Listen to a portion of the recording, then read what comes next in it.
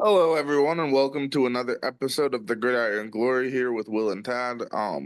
We're recapping the preseason, talking about the preseason preview for the Jacksonville Jaguars. Um, we cover all 32 teams, and today we're happy to talk about Jacksonville. We're entering into the Liam Coen era for the Jags. So he will be trying to shape this team in his image, and it all starts with their fifth-year quarterback now, Trevor Lawrence, the number one draft pick back in 2021, the national champion out of Clemson. He's had an up and down go of it in the NFL. Uh, so he's looking to reach his expectations following a disappointing 2024 season, looking to bring Jacksonville back to relevancy. And for him, this is a chance to prove that he can live up to the hype that he had. Big year here for Jacksonville's offense to show that they still have a way forward and that they're still willing to compete in the AFC South, a division that they feel they should be contending in. So we will see how that goes. The offense, the big news for the offense is you have two-way player Travis Hunter, their top pick in the draft, slating in as a wide receiver too early on in the depth chart. You should have a very solid young receiver room with him and Brian Thomas. And I would ask Mr. Wicker, where would you rank the dynamic duo Brian Thomas Jr. and Travis Hunter amongst top two receivers in the league? I mean, this is certainly a top 10 wide receiver duo in the league, if you will. And it's going to be very impressive and interesting to see how Travis Hunter gets incorporated and tied into, being able to play the CB position. I believe they got him listed as a CB3.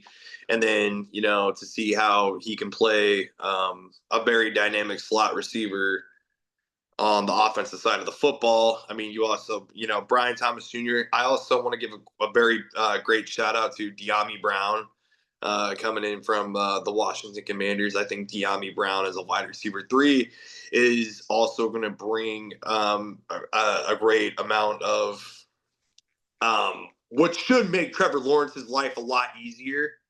So you hope to see that there.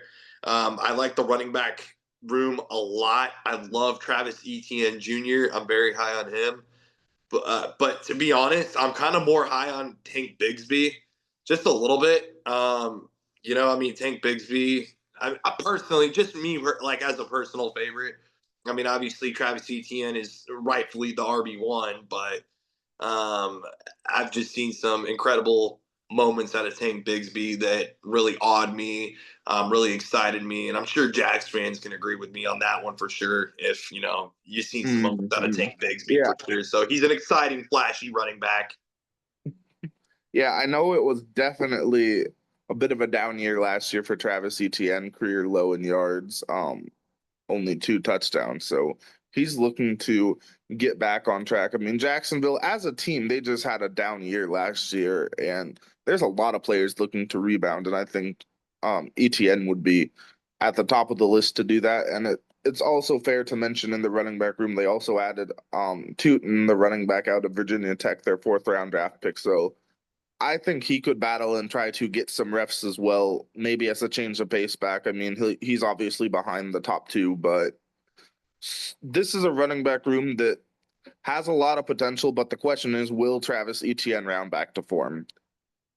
Yeah, not only that, Travis Etienne. How can you get Travis Hunter involved? You also drafted Byshul Tootin, the running back out of Virginia Tech. You also went out and got another running back, Hines-Allen, the running back out of Syracuse. Other than that, a pretty defensive draft. Beyond that, but Tad, I'm not gonna lie. If my personal rank of Trevor Lawrence among starting quarterbacks is probably more of the mid to lower tier range. Like to be honest, I would say he's bottom half, like probably somewhere from the 16 to 21 range right now. And I don't want to say it's because I think he's a bad quarterback. I just personally need to see more a bit of just, I mean, obviously, can he stay healthy? And then not only that, but just more consistent leadership, more just how can you develop yourself into the next level of being the franchise quarterback you were drafted to be? Yeah. And I mean, I'm sure to hear that ranking is very disappointing for Jacksonville fans considering where they drafted him, all the hype they had. But I mean, it's a fair ranking. I mean, based on how he's played the last couple years, but I feel like there's definitely a level higher that he could achieve. I mean, this is last year and perhaps the previous couple of years is not the best out of Trevor Lawrence. There's more he can do. He can do better than what he's done the last few years. Yeah, I mean, he can definitely do a lot better.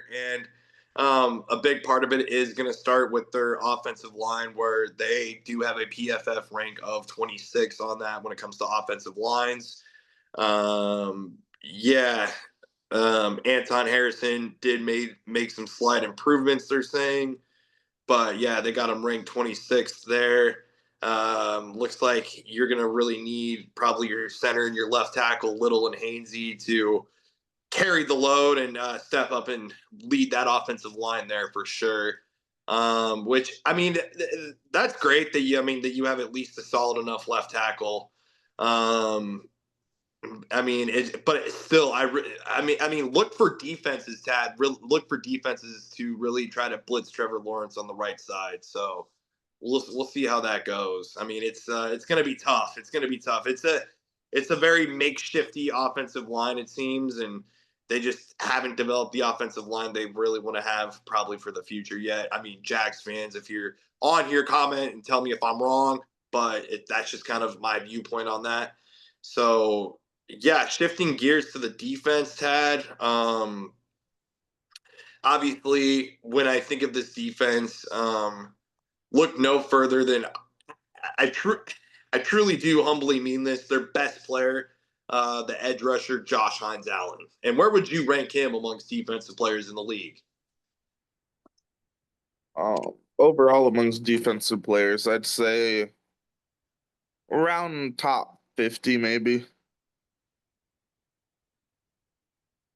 Yeah, I mean, Josh Hines-Allen is, I mean, he's a guy who can bring a lot of pressure. He can bring a lot of force. He brings a lot of effort, a lot of hustle. He just has good attitude and effort all around. He gives it his all on every play.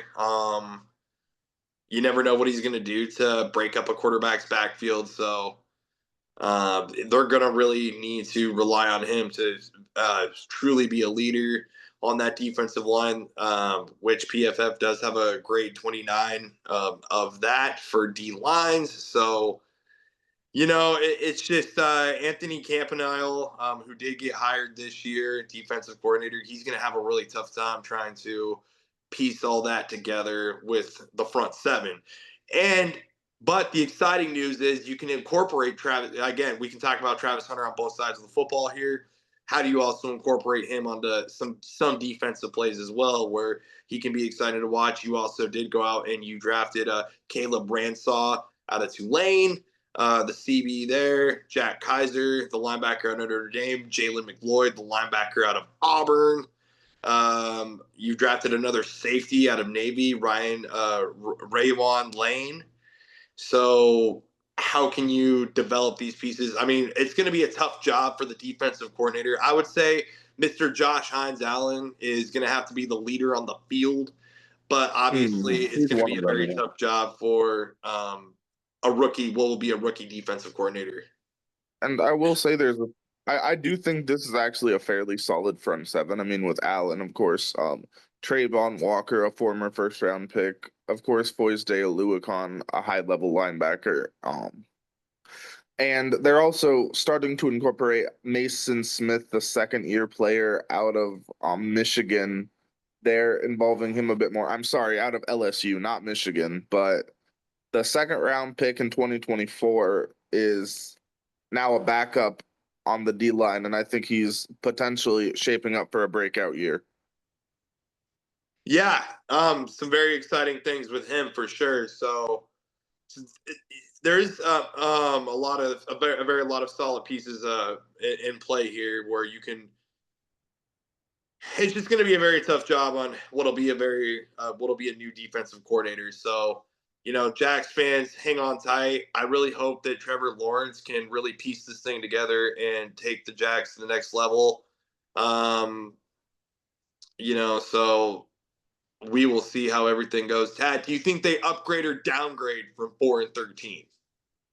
I definitely think they upgrade. I think this is a team that has a lot of potential. And like I said, I think a lot of players had a down year. Lawrence had a down year, missed some time. ETN had a down year. This is a team that should be contending in the division. And I think they will be much closer to doing that this year. Yeah, especially with everything going on in Indianapolis. I mean, that this and that with we still don't know with Tennessee, so it'll be interesting to see how things pan out in this very interesting AFC South for the Jags. I would say they upgrade myself. Mhm. I would And say they probably right now I'd probably say anywhere from 6 to 8 wins. I'm a little higher on them. I think they could go as high as 7 to 11 wins. I'm a bit higher. I do also want to briefly touch on the special teams a bit. Cam Little, the 70-yard field goal in the preseason, unbelievable. Yes, Goes without saying that. I mean, absolutely. never been done in the regular season. Unfortunately, won't count in the record books as official as a preseason, but definitely deserves a mention. Logan Cook, the punter since 2018, he is solid. And now the moment we've all been waiting for, we're going to talk about Ross Matisick, the long snapper. He was undrafted in 2020, been with the Jacksonville his entire career, played college at Baylor, was a long snapper there, obviously, and backup linebacker. So he's had some experience making tackles as well. So that's a big moment for him to have. Made his debut in 2020. In 2022, he signed a 5-year contract with the Jags, so got some security there. Made the Pro Bowl the last 2 years in the AFC. Made first team All Pro 2023. Led the league in tackles that year. Forced a fumble. And according to this, he's never had a bad snap since his NFL debut. So this is one of the premier long snappers in the league.